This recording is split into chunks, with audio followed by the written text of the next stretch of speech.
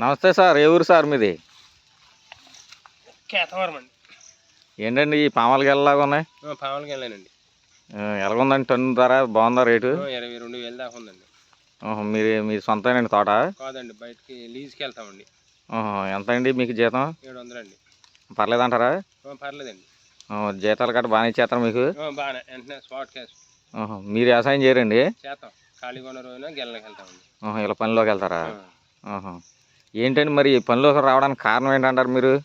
కారణం ఏంటంటే ఇవాళ పిల్లల ఫీజులు ఇవన్నీ పెరిగిపోయినాయి కదండి. దాన్ని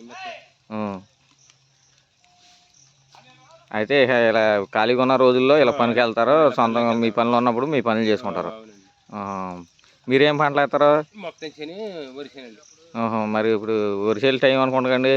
అవునండి, ఆకుమల్లి గట్ట పోసేసి ఇంకెన్ని రోజులు పడతా అంటారు ఉడతాకి? వారం. ఈ పామాయిల తోట ఎవరిదంటారు? జంగారెడ్డి అండి. ఎల్లకి వస్తాకి అన్నీ మీరే చేస్తారు ఇవన్నీ? శ్రీనివాసపురం నుంచి వస్తారండి. ఎన్ని సంవత్సరాల తోట అండి ఇది? 10 సంవత్సరాలు అయిపోయింది.